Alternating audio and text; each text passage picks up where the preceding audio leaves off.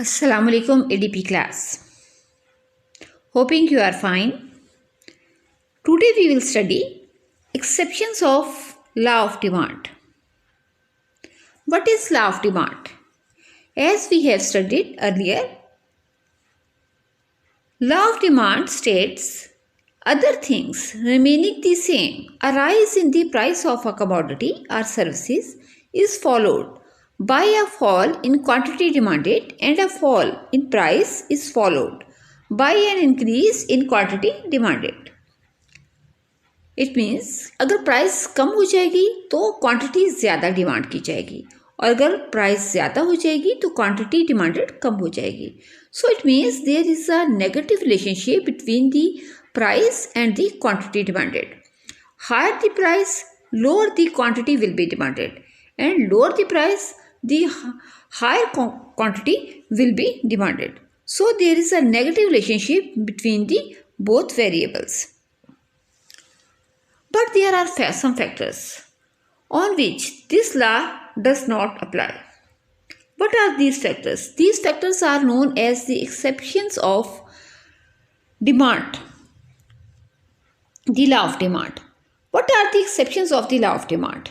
There are certain exceptions to the law of the demand. It means that under certain circumstances, consumer buy more when the prices of a commodity rises and less when the prices falls. In such case, the demand curve slopes upward from left to right. As you see in the graph, the demand curve slopes upward from left to right instead of its downward slopes from left to right.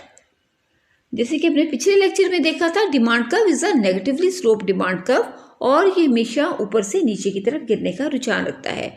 But this demand curve, as it has been shown in this slide, it is a positively slope demand curve. It is moving from downward to upward, and it slopes from left to right. It shows the positive relationship between the price and the demand. It shows when the prices are rising, the people are demanding more and more quantities, and when the prices are falling, the people are demanding less and less quantities of that commodities. This is an exceptional case. But what are those factors which contribute to these exceptional case? These are known as the exceptions of the law of the demand. So, in the next slides, we will study what are those exceptions which contribute to this exceptional case of the positively demand curve. The first exceptions of the law of the demand is the ignorance. Due to ignorance, the people often buy more commodities on the higher prices and often less commodities on the lower prices. Sometimes consumers are fascinated with the high period goods from the idea of getting a superiority quality. However, this may not be always true. Superior and deceptive packings and high prices deceives the peoples. This can be called as ignorance factors. क्योंकि जब भी आपको commodity purchase करें तो आपको उस commodity के सारे इंग्रेडिएंट्स के बारे में, उसकी क्वालिटी के बारे में अच्छी नो हाउ होनी चाहिए. लेकिन अगर ऐसा नहीं है, अगर जस्ट आप जो है अट्रैक्ट होते हैं उसकी एक अच्छी पैकिंग से, या ये सोचिए कि इस कमोडिटी की प्राइस बाकी जो है उससे रिलेटेड कमोडिटीज़ की निस्बत ज़्यादा है, तो इसका मतलब है कि ये कमोडिटी जो है वो क्वालिटी में भी बेहतर होगी. तो जस्ट ये ज्यूम करके अगर आप किसी कमोडिटी को इस बेस पर ज़्यादा ख़रीद लेते हैं तो दर हकीकत में ये आप इग्नोरेंस का शिकार होते हैं. या किसी कमोडिटी की अच्छी पैकिंग से अफेक्ट होकर उस कमोडिटी को ज़्यादा परचेज कर लिया जाए, तो ये भी जो है वो इग्नोरेंस फैक्टर कहलाता है. तो ऐसी सूरत हाल में भी लोग जस्ट ज़्यादा, अगर कमोडिटी की प्राइस ज़्यादा होने लगे तो उसको ज़्यादा ख़रीदते हैं क्योंकि वो ये समझते हैं कि ये चीज़ अब क्वालिटी में भी बेहतर होगी। और अगर किसी चीज़ की कीमत कम हो जाए तो उसको कम ख़रीदते हैं क्योंकि वो सोचते हैं कि ये शय क्वालिटी में या तो कमतर हो गई या है ही कमतर। नतीजतन ये इग्नोरेंस का फैक्टर भी जो है वो लॉ ऑफ डिमांड को गलत साबित कर देता है, क्योंकि लोग कीमत के कम होने पर शय को कम खरीदते हैं, कीमत के ज़्यादा हो जाने पर शय को ज़्यादा खरीदते हैं कि इसकी क्वालिटी बेहतर है। Another factor which contribute to this exceptional case of the law of demand, which shows the demand curve as a positively sloped curve, it is a speculative effect. What is the speculative effect? When the prices of a commodity goes up, people may buy larger quantity than before. If they anticipate or speculate a further rise in its price. On the other hand, when the price falls, people may not react immediately and may still purchase the same quantity as before, or they may be purchase less quantity of that commodity, waiting for another fall in the price. In both cases, the law of demand fails to operate. This is known as the speculative effect. ये तो बड़ा common सा phenomenon है कि हम अक्सर देखते हैं कि जब कमोडिटीज़ की प्राइसेस ज़्यादा हो जाती हैं तो लोग उसकी डिमांड को ज़्यादा बढ़ा देते हैं। उसकी वजह यह है कि उनके जहन में ये ख़तरा मौजूद होता है कि हो सकता है कि अब चूँकि प्राइसेस ज़्यादा हो रही हैं तो आने वाले दिनों में और ज़्यादा हो जाएं, इसलिए वो उसकी क्वांटिटी को उस बढ़ती हुई प्राइस के ख़तरे से बचने के लिए उस क्वांटिटी को ज़्यादा ख़रीदना शुरू कर देते हैं। इसी तरह जब किसी शय की कीमत कम हो जाती है तो बजाय ये कि लोग उस शय की ज़्यादा मिकदार ख़रीदें, लोग या तो उतनी ही मिकदार ख़रीदते हैं या फिर कुछ कम कर देते हैं, क्योंकि वो इंतज़ार करते हैं कि चूँकि शय की कीमत कम हो रही है तो हो सकता है आने वाले दिनों में और कम हो जाए, इसलिए वो शय को उसी वक्त ख़रीदें जबकि शय की कीमत कम हो जाती है। इसलिए शय की कीमत के कम हो जाने के बावजूद भी उसकी तलब नहीं बढ़ती कि कम हो जाती है। चुनांचे इस किस्म की जो है स्पेकुलेटिव इफेक्ट कि जिसके तहत एक इंसान जो है वो कीमत के बढ़ने की सूरत में इंतज़ार करता है कि कहीं कीमतें मज़ीद ना बढ़ जाए, इस खतरे से बचने के लिए वो शय की ज़्यादा मिकदार ख़रीद लेता है और लॉ ऑफ डिमांड जो है वो ऑपरेट नहीं करता। इन दी सेम वे कीमत के कम हो जाने पर वो शय की कीमतों में मज़ीद कमी के इंतज़ार में वो शय की ज़्यादा मिकदार नहीं ख़रीदता, नतीजतन लॉ ऑफ डिमांड फेल हो जाता है। चुनांचे ये भी लॉ ऑफ डिमांड का एक एक्सेप्शनल केस है। Another exceptions of the law of demand, it is the Giffen effect. Her society में कुछ कमोडिटीज़ ऐसी हैं जो कि इन्फीरियर कंसीडर की जाती हैं और कुछ कमोडिटीज़ सुपीरियर कंसीडर की जाती हैं। कमोडिटीज़ इन्फीरियर क्यों कंसीडर की जाती हैं? बाज़ औक़ात तो कमोडिटीज़ के साथ बस कुछ सोशल वैल्यूज़ ऐसी अटैच होती हैं कि हम उन कमोडिटीज़ को इन्फीरियर कंसीडर कर सकते हैं। हो सकता है कि वो क्वालिटी में वो अपने अंदर मौजूद जो रियल इंग्रेडिएंट्स हैं उनके लिहाज से सुपीरियर कमोडिटी की निस्बत जो है वो कमतर ना हो, वैसी ही हो या थोड़ा बहुत ही फ़र्क हो, लेकिन सोसाइटी जो है कुछ अपनी वैल्यूज़ की वजह से बाज़ कमोडिटीज़ को इन्फीरियर या घटिया ख्याल करती है और बाज़ कमोडिटीज़ को सुपीरियर ख्याल करती है। चुनांचे ये तस्वर चूँकि सबसे पहले प्रोफेसर गिफन ने पेश किया था, इसलिए इन इन्फीरियर कमोडिटीज़ को हम गिफन गुड्स भी कहते हैं। गिफन गुड्स पर भी लॉ ऑफ डिमांड अप्लाई नहीं होता, क्योंकि जब गिफन गुड्स की प्राइसेस कम हो जाती हैं तो लोग सोचते हैं कि ये कमोडिटी अब सोसाइटी और घटिया तस्वुर कर रही है, इसलिए चूँकि हर इंसान सोसाइटी में रहता है इसलिए वो इन कमोडिटीज़ की डिमांड को कम कर देता है। और जब इन कमोडिटीज़ की प्राइस बढ़ना शुरू हो जाती है तो लोग ये तस्वुर करते हैं कि शायद अब इन कमोडिटीज़ के साथ वो जो इन्फीरियरिटी का एक तस्वुर अटैच था वो अब कम हो गया है, इसलिए वो उसकी डिमांड को बढ़ा देते हैं। So a fall in the price of inferior goods, given goods, tends to reduce its demand and a rise in its price tends to extend its demand. This phenomenon was first observed by Sir Robert Giffen. So these commodities are known as the Giffen commodities and this effect is known as the Giffen effect. Another factor which contribute to the exceptional demand curve, the positive demand curve, it is known as the fear of the shortages. People may buy more of a commodity even at a higher prices when they fear of a shortage of that commodity in near future. This is contrary to the law of the demand. It may happen during the times of the war and inflation, and mostly in the case of the goods which fall in the category of necessities of life like sugar, kerosene oil.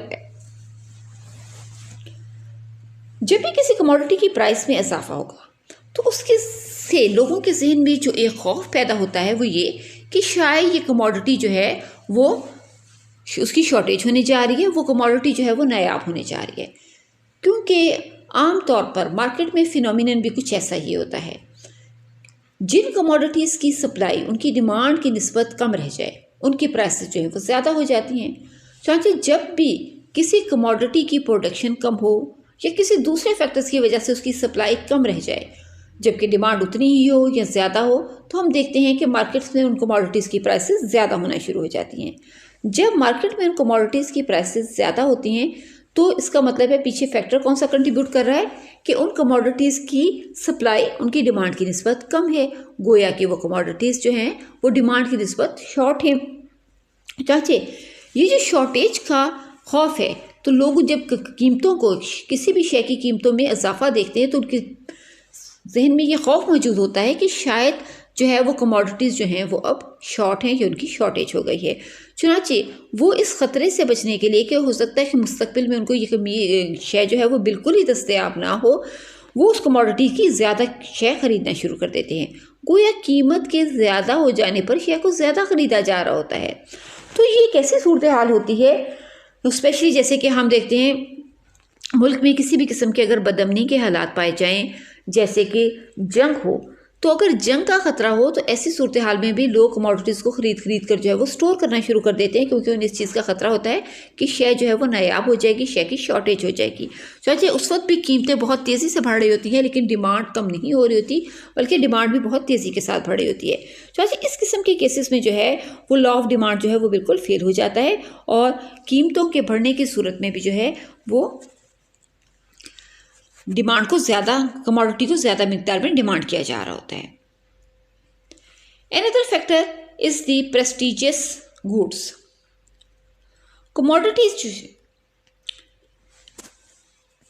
Prestigious good, कुछ commodities ऐसी जो कि हमारी society में जो है वो prestigious commodities जो है वो कंसीडर की जाती हैं, उन पर के लिए भी जो है वो लॉ ऑफ डिमांड जो है वो टोटली जो है वो फेल हो जाता है, क्योंकि वो कमोडिटीज़ जो है वो एक ख़ास किस्म की जेंट्री ही जो है वो यूज़ करती है, आम लोग उसको जो है वो यूज़ नहीं करते।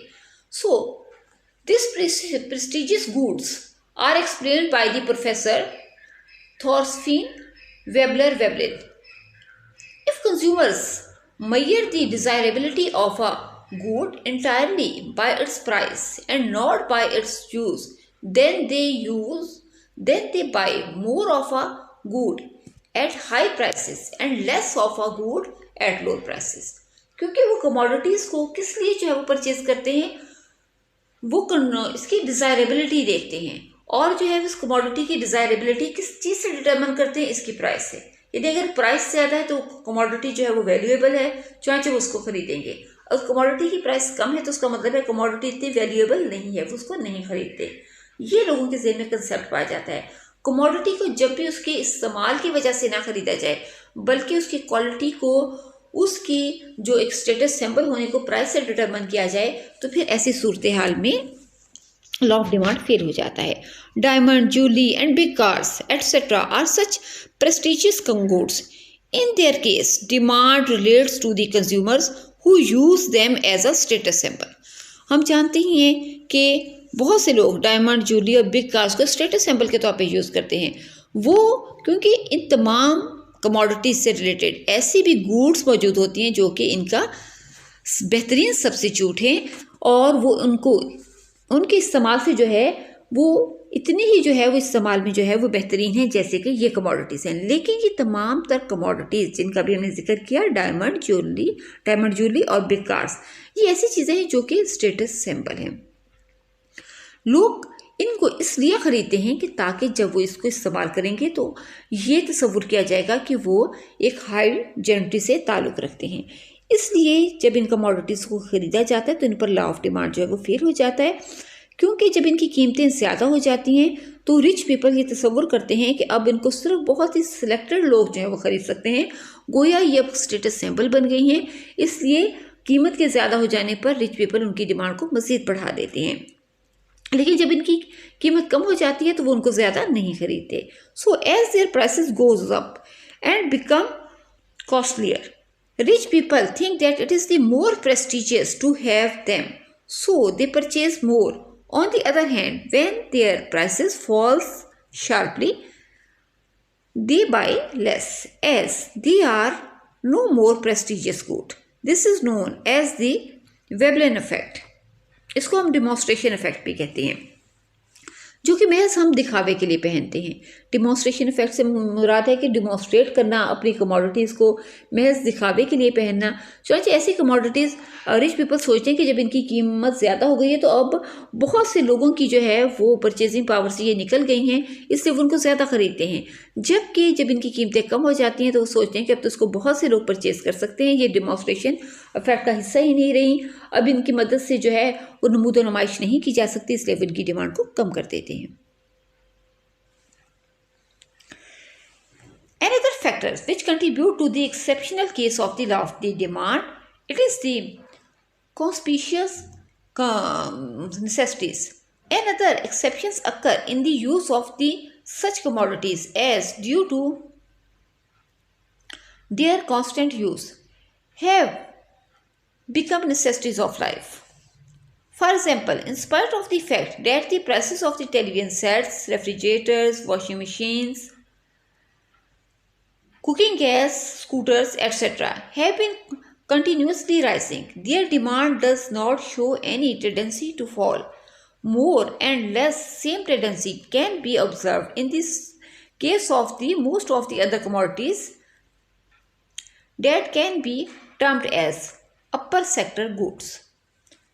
हम जानते हैं कि सारी की सारी न्यू कमोडिटीज़ इनकी प्राइसेस में जो है वो मुसलसल जो है वो इजाफा हो रहा है, लेकिन फिर भी आप देख रहे हैं कि इनकी डिमांड कम नहीं हो रही, इनकी डिमांड जो है वो मुसलसल बढ़ती चली जा रही है।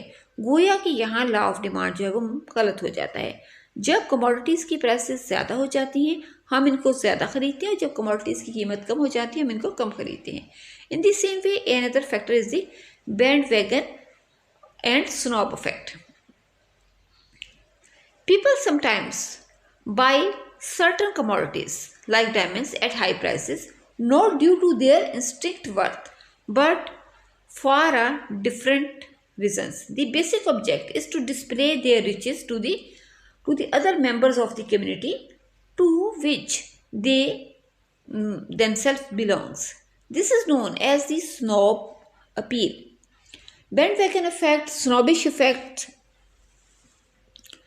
इन the same way the demonstration effect, ये सारे के सारे इफेक्ट्स जो हैं वो मिलते जुलते ही हैं। स्नोबिश इफेक्ट में इंसान जो है वो कमोडिटीज़ को जो है प्राइसेस के ज़्यादा हो जाने पर ज़्यादा परचेज करता है, क्योंकि ये कमोडिटीज़ ऐसी कमोडिटीज़ होती हैं जिनको इंसान सिर्फ इसलिए नहीं ख़रीदता कि उनके अंदर जो है उनकी इंस्टिंक्ट जो वर्थ है, उनके अंदर जो इनर क्वालिटी है वो क्या है, बल्कि सिर्फ और सिर्फ उसको इसलिए ख़रीदता है ताकि वो सोसाइटी में एक डिफरेंस जो है वो क्रिएट कर सके कि वो एक ख़ास किस्म की जो है वो जेनेटिक से ताल्लुक़ रखता है और वो अपनी कम्युनिटी के दरमियान जो रिच पीपल हैं उनसे जो है वो बिलोंग करता है। चाहे ये शो करने के लिए जब कमोडिटीज़ को परचेज़ किया जाता है तो ये बैंडवैगन इफेक्ट या स्नॉबिश इफेक्ट कहलाती है। स्टूडेंट, ये सारे के सारे वो फैक्टर्स थे कि जिनकी वजह से हमारा डिमांड कर्व जो है वो पॉजिटिवली स्लोप डिमांड कर्व बनता है। जैसा कि आपने यहाँ देखा होगा कि हमारा डिमांड कर्व एक पॉजिटिवली स्लोप डिमांड कर्व है। ये डिमांड कर्व शो करता है कि जब कमोडिटी की प्राइसेस ज़्यादा हो जाती हैं तो हम कमोडिटीज़ को ज़्यादा डिमांड करते हैं, गोया कि लॉ ऑफ डिमांड जो है वो यहाँ फेल हो जाता है। ये एक्सेप्शनल केसेस हैं और ये केसेस जो हैं वो आपको यकीनन सोसाइटी में नज़र तो आते हैं, लेकिन अगर हम मार्केट में लोगों का जनरल एटीट्यूड देखें तो वो जनरल एटीट्यूड यही नज़र आता है कि जब कमोडिटीज़ की प्राइसेस कम हो जाती हैं तो उनको ज़्यादा ख़रीदा जाता है। ये एक ऐसा फैक्टर है जो आपको हर जगह जो है वो एग्जिस्ट करता नज़र आएगा। जैसे आप देख लें कि कोई शॉप या किसी भी जगह पर कोई सेल लगा दी जाती है, तो उसका मतलब है कि शॉपकीपर्स अपनी कमोडिटीज़ की प्राइसेस को कम कर देते हैं। तो आप ये देख सकते हैं कि वहाँ जो कंज्यूमर्स हैं वो बहुत ज़्यादा जो है वो तादाद में पहुँचते हैं ताकि कमोडिटीज़ को परचेज़ किया जाए। तो ये इसी बात को शो करता है कि जब शे की कीमत कम कर दी जाती है तो कमोडिटीज़ को ज़्यादा ही परचेज़ किया जाता है, और अगर इकोनॉमी में महंगाई हो जाए तो लोग कमोडिटीज़ को ज़्यादा परचेज़ नहीं कर सकते। गोया जनरल फिनोमिनन तो यही है, लेकिन बहरहाल यहाँ कुछ एक्सेप्शनल केसेस भी हैं जो कि इस लॉ ऑफ डिमांड को फेल कर देते हैं। ज़्यादा कीमत पर शे को ज़्यादा और कम कीमत पर शे को कम खरीदा जाता है। वो एक्सेप्शनल केसेस हमने आज जो है वो स्टडी किए।